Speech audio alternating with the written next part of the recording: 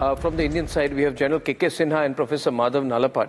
And from the Pakistani side, I have Kama Agha, defense expert, and Abdul Samad Yaqub of the PTI.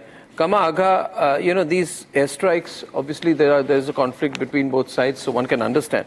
But the fact is that 46 civilians have died, mostly women and innocent children. Was this a mistake, or was this well planned by the Pakistanis to inflict damage on women, children, and civilians? The ones that happened in December last week, I mean. Arnab, I just want to correct you. Arnab, I just want to correct you. I'm an Indian based in Delhi. No, I'm so sorry, sir. I skipped my introductions there. I was talking about Abdul Samad Yaqub. Please continue, sir.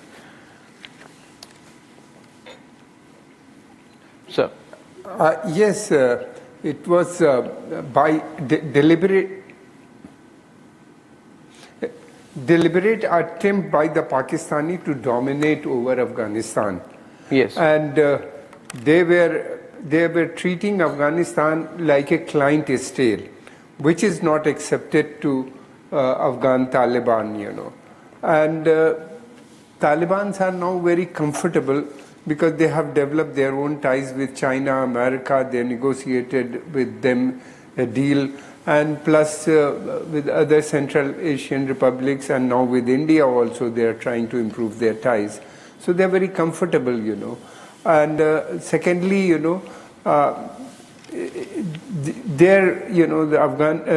Afghanistan stature has gone up, because in case of war with Iran, America would like to use Afghan bases, which in fact they have developed. And second, one more thing, they have very little trust in Pakistan, and because of and this trust deficit is very prominent. Besides this, these people Pakistan wanted to have greater control over economic resources or natural resources of Afghanistan. That is also not acceptable to them, because now they are directly talking to Chinese and other companies for investment, and investment is also coming sometime. And Pakistan's game plan was, to exploit these resources that would help their economy. But that has backfired. Pakistanis were also negotiating gas pipeline, from Turkmenistan to Pakistan via Afghanistan. This was also not liked by Afghanistan. So there are a number of things, they don't want domination. Besides this, one more thing I'd just like to add. Both Afghan Taliban and Pakistan Pashtun Taliban, both are one people. They have one culture, one language, and most of them follow one religion. And besides this, they belong to the same religious school of thought. That is Deoband, based in Pakistan. They also came from same madrasas based in Afghanistan, but they were divided by Durand line. And Durand line is not acceptable to Taliban, because not only Taliban but previous governments also, the successive Afghan governments have not recognized this as an international border. And there is a tremendous desire now to unite both the sides, Taliban and both Taliban, Pak Taliban, TTP believes, that Pakistan army is corrupt, inefficient.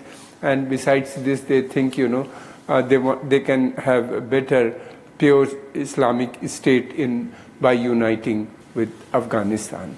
But Mr. Agha, Abdul, this is also a diversionary tactic, isn't it, from the economic situation in Pakistan, which is going from bad to worse. Your unemployment rate, the availability of food, electricity, the number of terrorist attacks which have happened in 2024, Shia-Sunni clashes in Kuram, which are continuing. Hundreds of families are fleeing their homes. The Shia-Sunni clashes are only escalating. Chinese officials and Chinese nationals on Pakistani soil are being targeted. So I wonder, and my real point of concern is that whether your government is doing this only as a diversionary tactic from your internal issues, and whether you can sustain it. Well, Arnab, I mean, I will not represent the declarative policy of Pakistan here. I mean, I am not representing the state. I'm well aware of that, yes. Representing the any institute.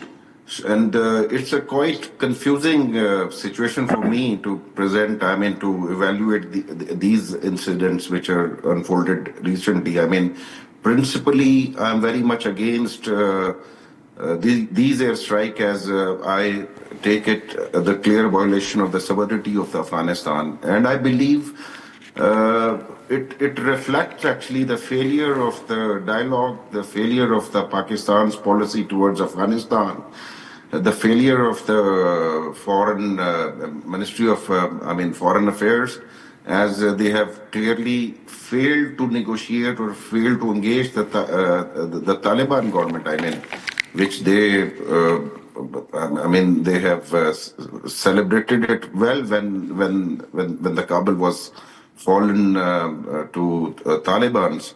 So I mean, at this moment, instead of accepting their failures, they have started accusing the PTI and the Imran Khan that it was the Imran Khan who has initiated dialogue with the TTP. So we believe that after we were thrown out, we were ousted.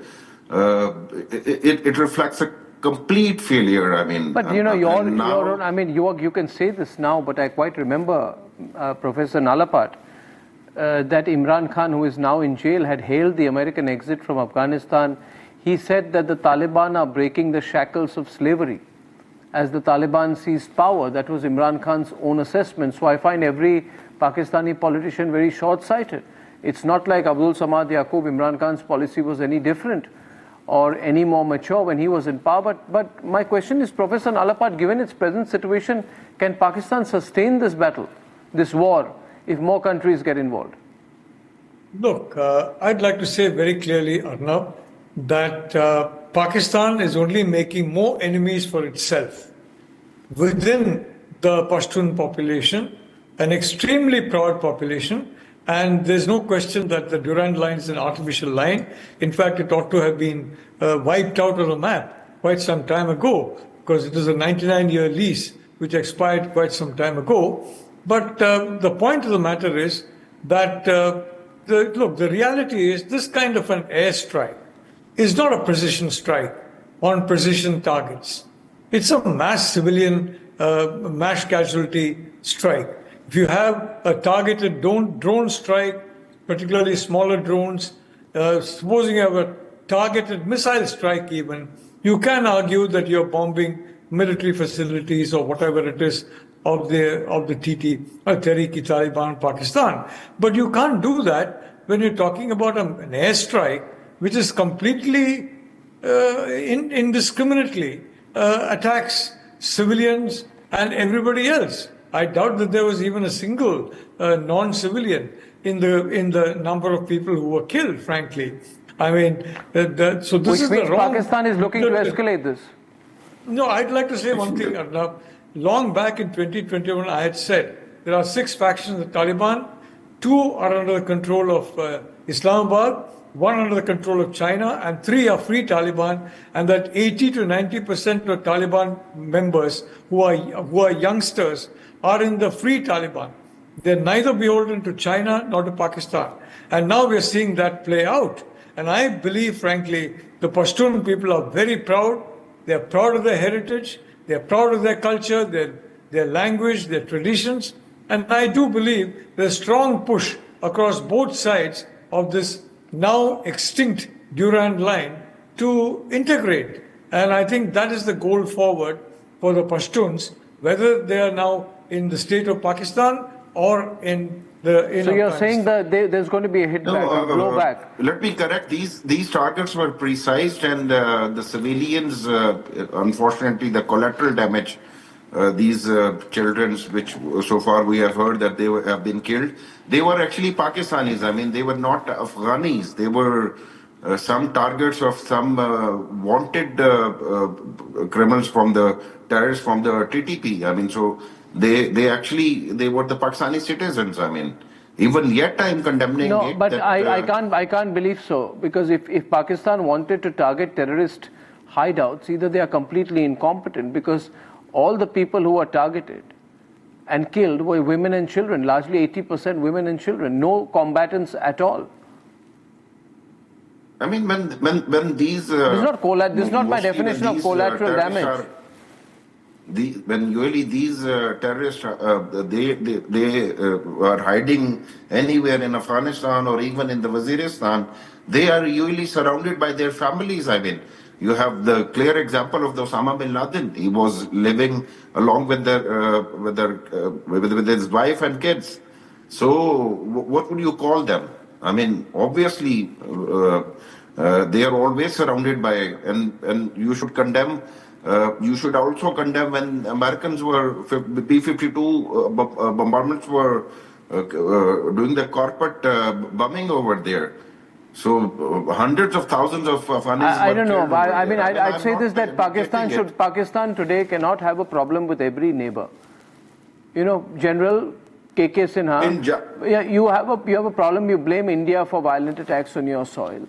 When terrorists on your soil are killed, you say India's RAW has done it. You blame Afghanistan for supporting the Tehrik-e-Taliban. You blame Iran for attacks on your soil. You don't even take the concerns of China on the situation in Pakistan seriously. You should realize, I mean, at the end of the day, General KK, they have a problem with Iran, which is at the forefront of the Muslim Brotherhood. And Iran has been supporting Pakistan. Yeah.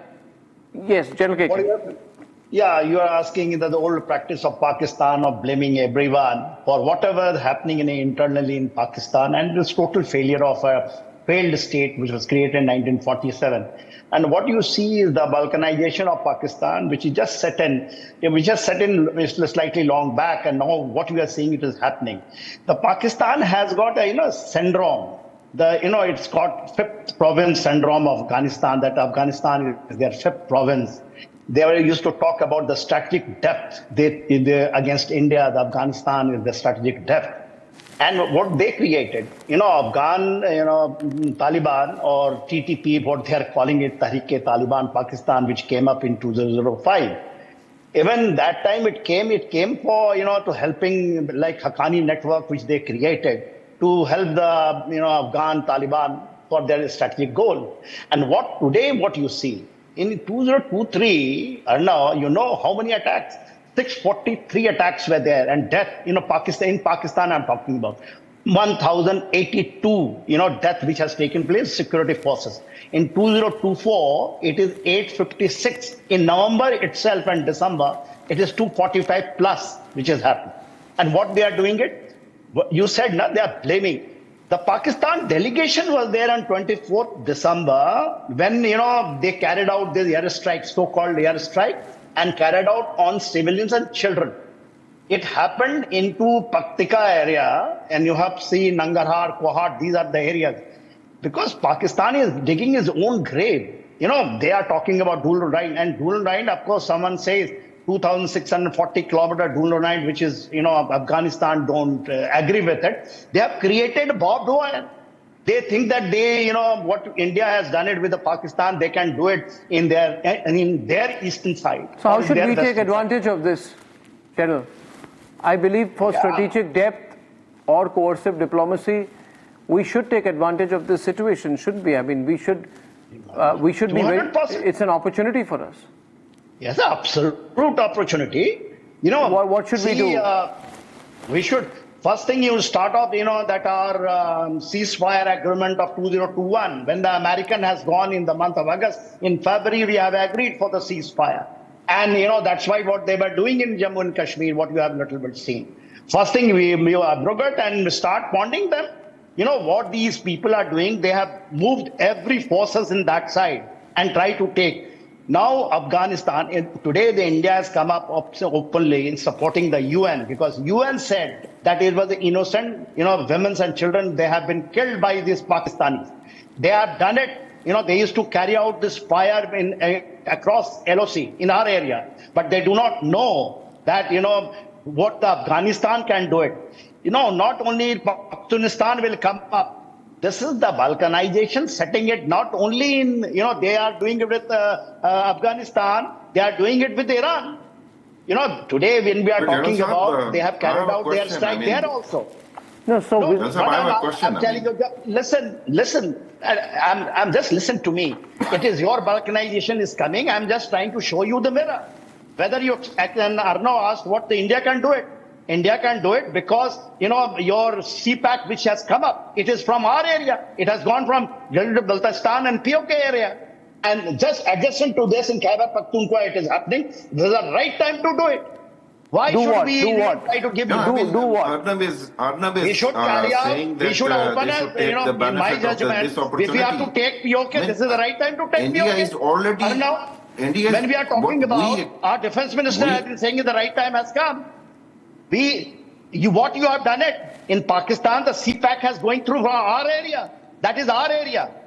No. If TTP is attacking Pakistan and you are trying to take the benefit of this Pakistan, India will decide, and we have attacked 3 times. And what we have done it in Eastern Pakistan. No, you don't try to see. First is Abdul Samad. I tell you this. The laughable thing is, see, with the Pakistanis, don't build an ethical argument. You're an unethical nation. You can't build an ethical argument. It's not the right thing to do and all that. We're practical people, as geostrategists, we have to seize the opportunity, seize the day, seize the moment. Now, I'm seeing in this, and I want to go to Kama Agha and Professor Madhav Nalapat. No, I'm saying... I have a question there. Yes, what's the question? We are fighting with the TTP and you are trying to take it as an opportunity. Opportunity by helping them, by enhancing their capability, or by providing the ammunition to them. You want an honest reply? Against Pakistan. You want an honest reply? Yeah, exactly. We should seize the opportunities that we can to break you apart and to take advantage of your internal fissures, your growing internal instability, your weakening economy, as well as the fact that your army is poorly equipped, and the fact that Trump is taking over. We can strike the right geopolitical balance to... Then you should know better that we are very good don't now give me that nuclear blackmail. We are very good in infiltrating. We have a very huge capacity to infiltrate deep inside the India, and we can build the capability of those who are fighting against you.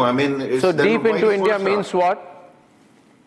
Obviously, if you are going to support you're openly admitting that you should take the benefit of this opportunity. You don't remember that. You what think happened that to we East will Pakistan? stay silent? You try to do it without notice. What happened? One complete wing has gone. And today you are talking about that you can do, you have a deep hand inside. We know that you have a deep hand which can reach our parliament also. But the right time, this is the right time to teach you now. Balkanization has set in. I said that. Balkanization has set in. Balochistan will go. Khyber Pakhtunkhwa will go. Gilgit-Baltistan will go. Your POK can go. Keep dreaming. Keep dreaming. Sindh is sweating hard. What are you talking about? Even Pakistan is your Pakistan. Your Punjab. That province is also TTP basically drawn from that area. That is something which you start dreaming since Pakistan was founded. That was a fault.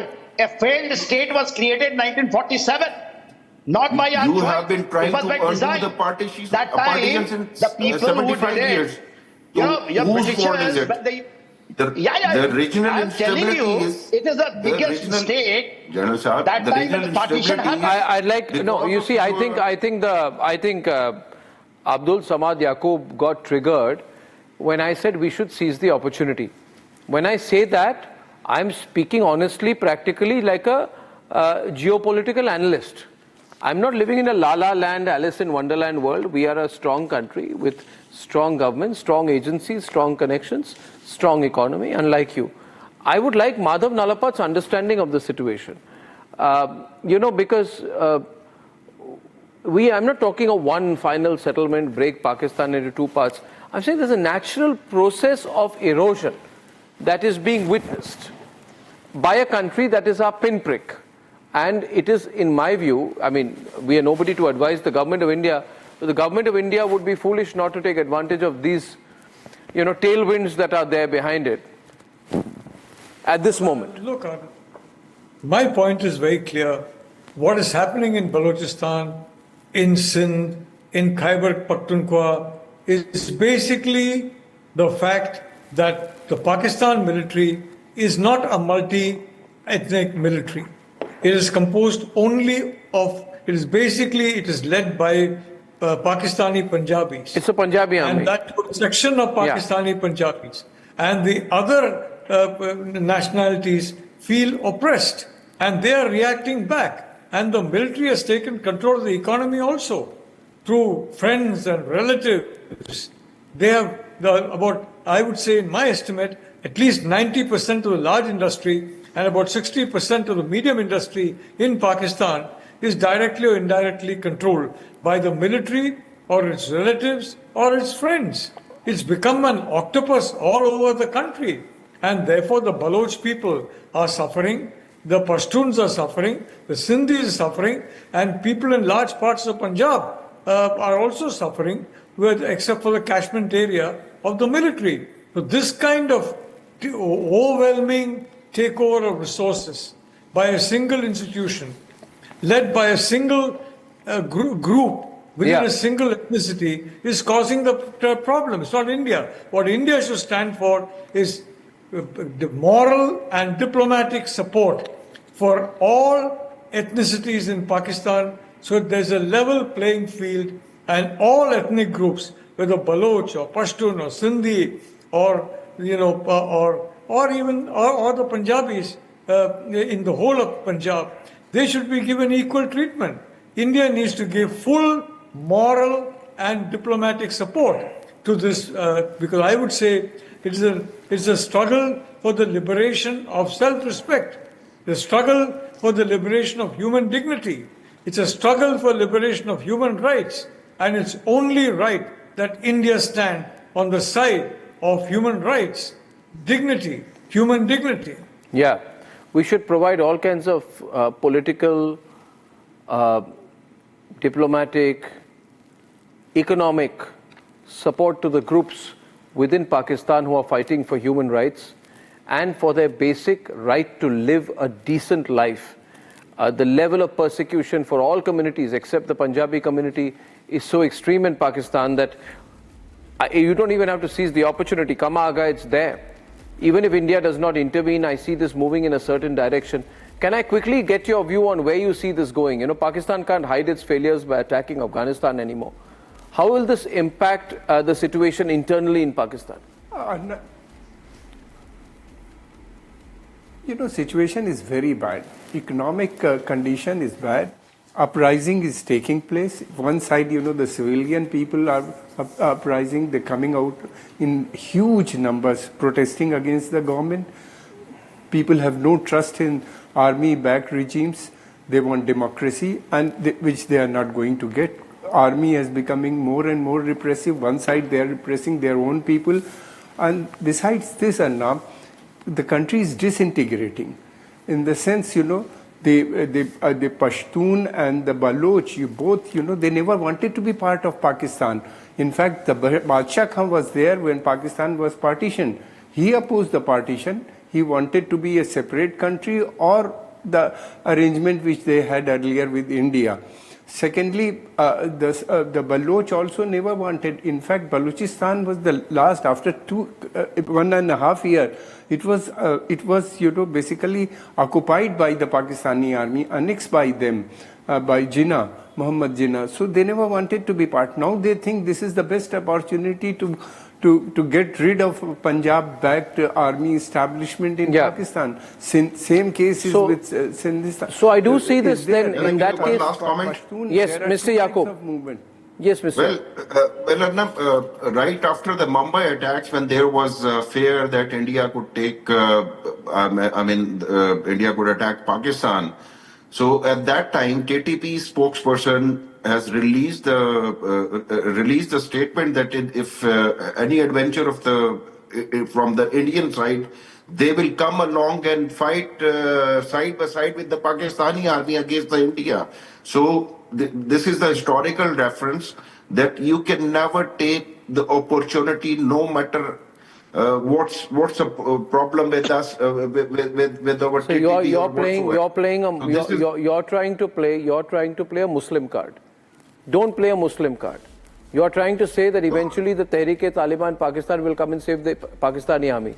The very fact that you think the Pakistani army needs help from the TTP speaks volumes about the situation of the Pakistani army. It's a very bad situation. In case of any, if India thinks or any, no, it's not thinking. It's a reality, sir. We are keen observers of Pakistan. Sir, I'll wrap up here. This has been an interesting analysis. The sum total of which, in my view, is this: that what you're seeing on the Durand line, on the Pakistan-Afghanistan border, will not be limited to the border alone. Ladies and gentlemen, at 9 p.m. tonight, the fight is against neo-separatists, a National Conference MP who is trying to wage a new rebellion against Omar Abdullah.